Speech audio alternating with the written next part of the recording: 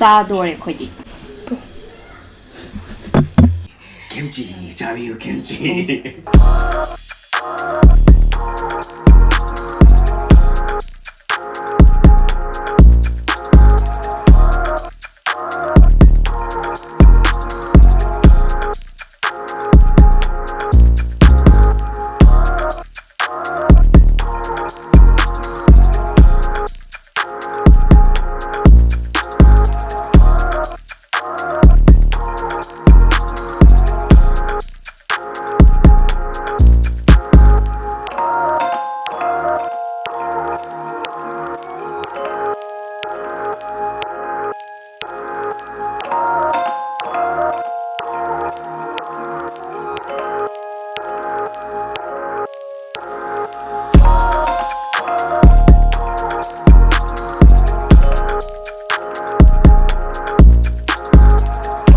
Today, nampu brinjali.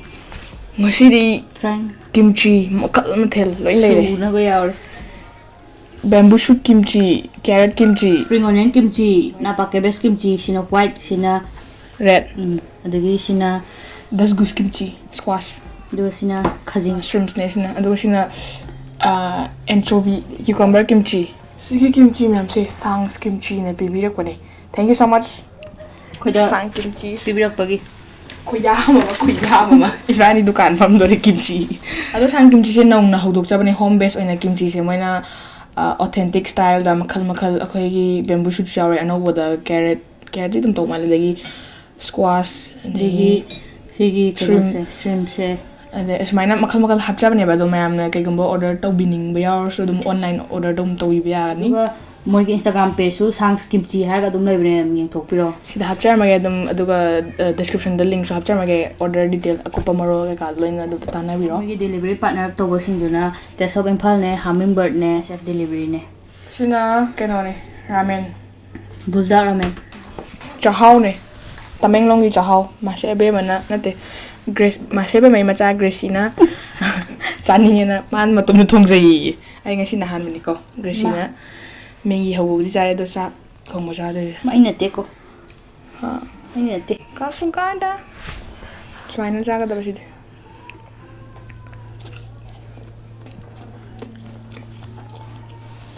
ko no ri am hai ne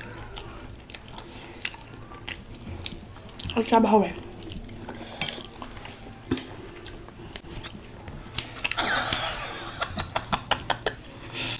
Yarak tawri. I see bamboo shoot jam chani hai baba.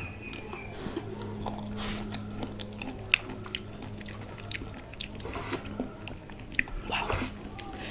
Kimchi.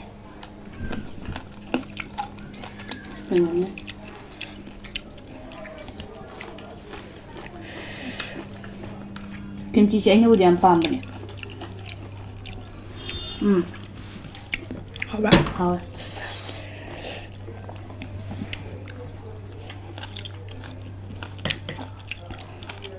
Ôi shit ni cha đấy ba.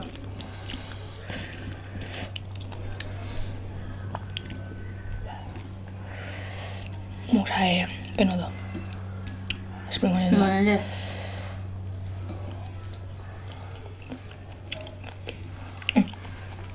Bamboo shoot này ôi. Nó ba cái bếp thà đấy bây giờ. Napa cái bếp sau rồi.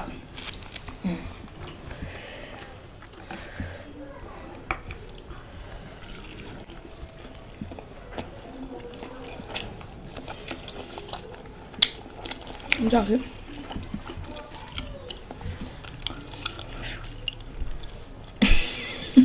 Shell gì đấy.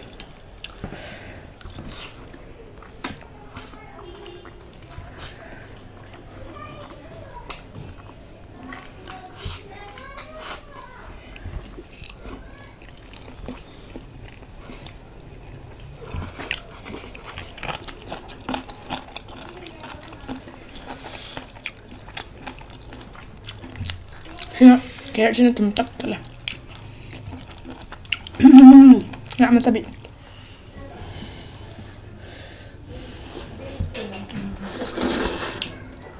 Hào ạ.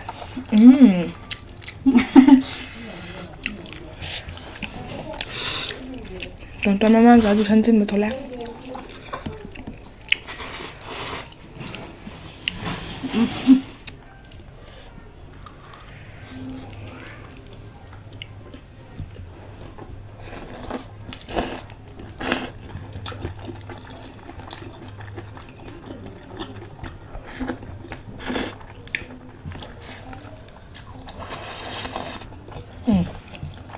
하와.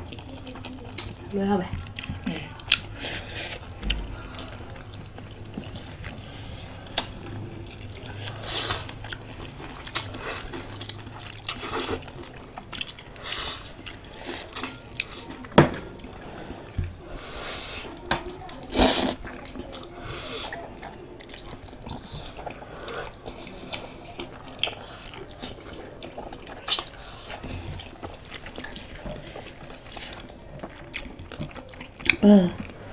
그래 잡아.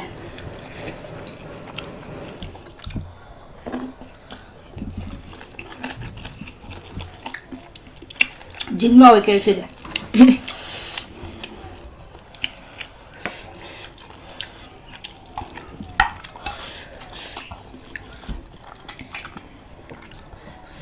이거 타자 누가 아무 바깥에.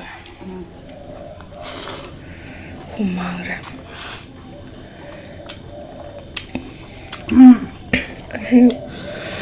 White na pakai biji mahal gue ramen ke sana. Aduh nih ya, itu tuh yum salah ya. Sini kan sana ya. Ha. Sih, sih kah? Pai deh, oxy nih. Gak ada kan mau memang gitu.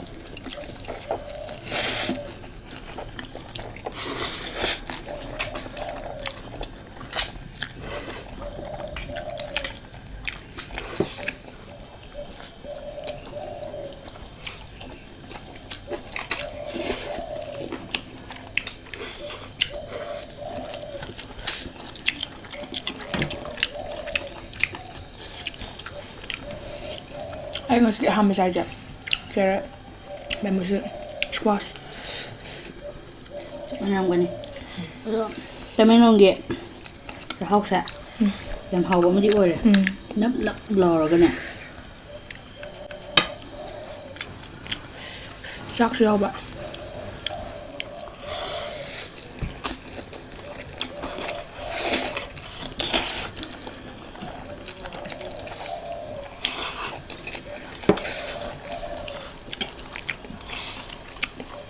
Wow.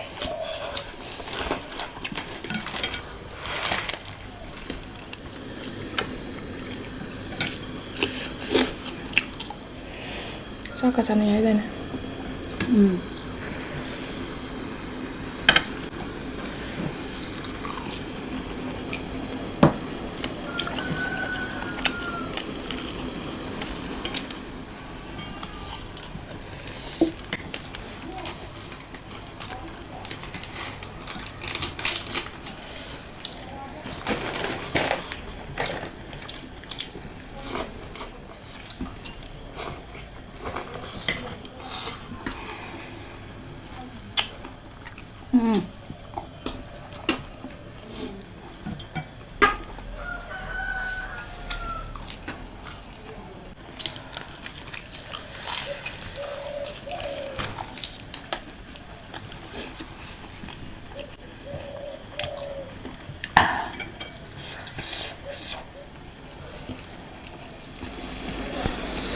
Wah.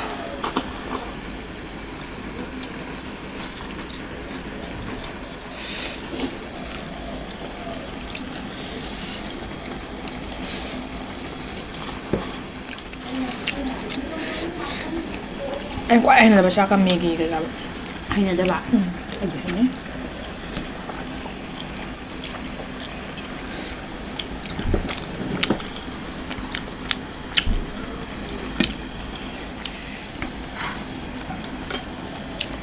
Các mình yêu hỏi 김치. White. Hay mà.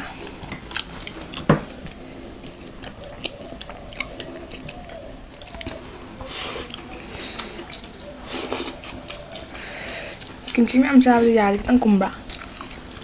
꿈이야. 우리 면 짜봐 양요.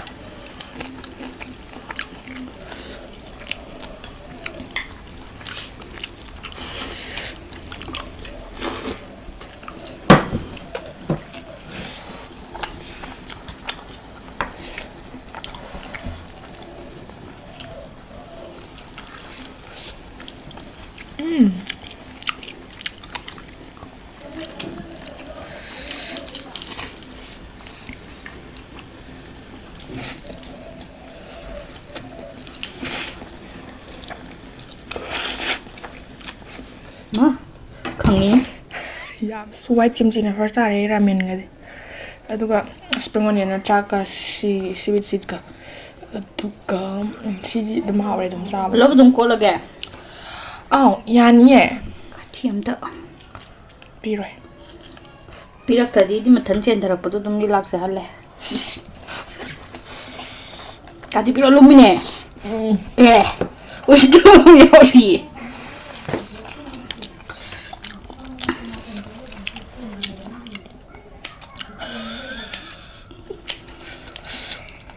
Meitei thang ko ji humang sawi he.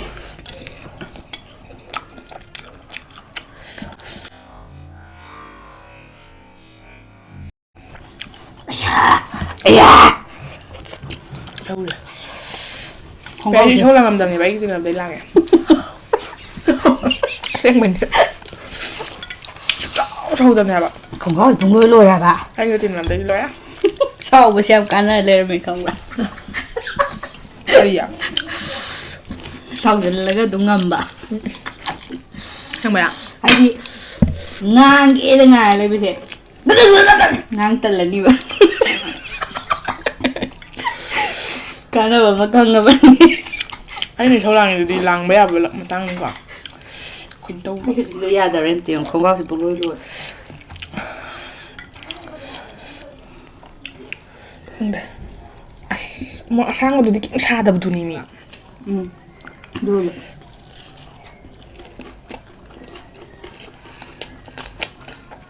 Siya mo ba sina? Zazang yang. Wait. Packet su macha 99 pi ba ma ade khar chau khat pa ma. Ade khar chau khat pa ma. Packet om ling ma la. Cha đúng lôi là sao anh phải. Hoi, ma ha uyeng ko. Hai hay nhà đó ba hai ba mất rồi. Apamba do. Ado bamboo shoot chi di putana try to biro. Hey bên chút cha sân đấy. White na ba ke be white chi zo ma sak thi na khoi na ka in de yo khala mane ko do ti ha le man.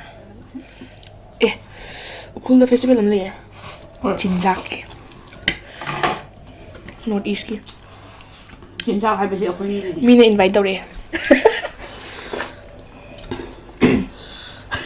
Chính là bấm lấy. Cái gì nè? Gì? Đây nè. Chi ba mẹ ma. Ai nak cham nyam da thang. Netflix sẽ con anh ngồi lâu ra. Nang na. Hul ho ya. Phải sao? Ai di mi kya ki no hul je mari gi. Kui da. Yeng ni tam yeng am ni moi. Vậy ngầm đi. Gà gì anh ngồi lâu ra.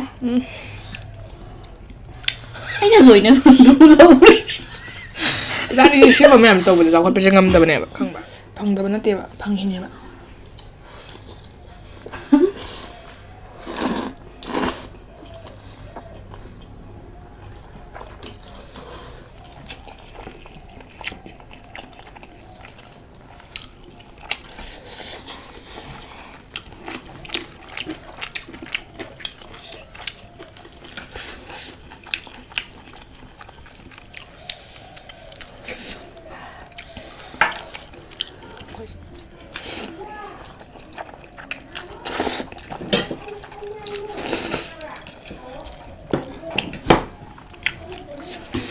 Cái nó là cái chỉ việc cái trong.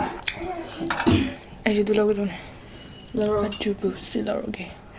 Rất lâu rồi. Có đâu rồi. Song in re.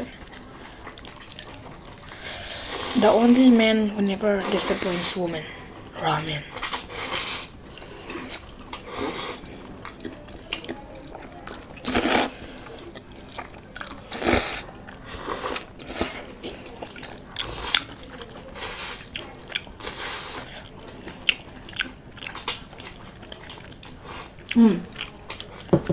Kya? Ai sai đi cô. Sai được bông màn. Ngon ko. Thôi cái sai gần được rồi.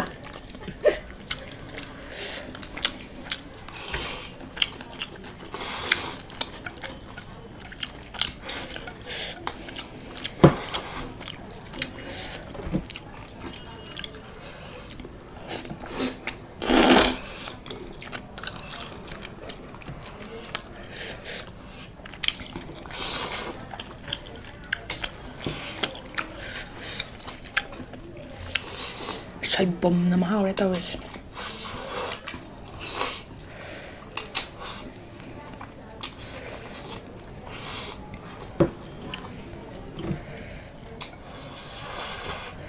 Ma'am, ai sẽ bây giờ musal ba? Thôi mày. Kan sana ba niya dubut? Musada sana mo na. Musada sana di ka sana ya. Medyo duro sana.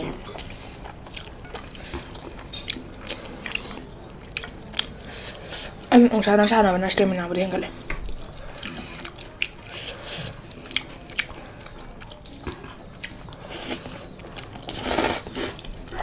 Nè, khôi tìm tụi này nè. Khôi chắc chắn muốn mù để hai bà sĩ luôn cái bia cái phẩm này là khăn gì.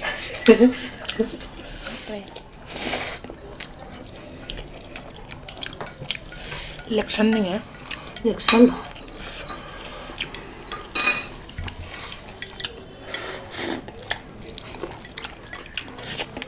Bữa. Khang liệu. Khuất lệnh này. Lên liệu.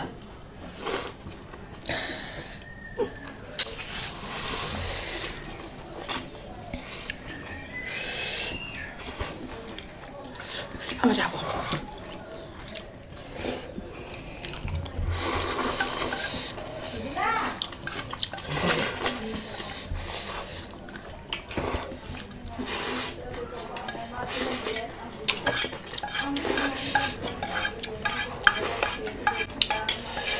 Ma'am, si kimchi sing se try to bining bayar ko di Shang's kimchi ako na Instagram link su tap chai sa to kan jar me adu dum contact taw biro ako na si kimchi se si yawi ha bi khan han jeng na loina puthok char ko ne ba su na ba kem su wa biru kanu fermented oi bani na ko bottle ta thok khap la fridge room ta tak khap la dum Li cái nó mà tok tok tok giờ dum yai. Hoi adu ngasi video se matang swai da dum lo sen jar ge Cái video sẽ nuôi bữa cái đi. like to gramo adu channel su support to be na subscribe to de bayar ko di to sen gramo Lo sila ko da mẹ pun mau Ako ko sana na penenggari.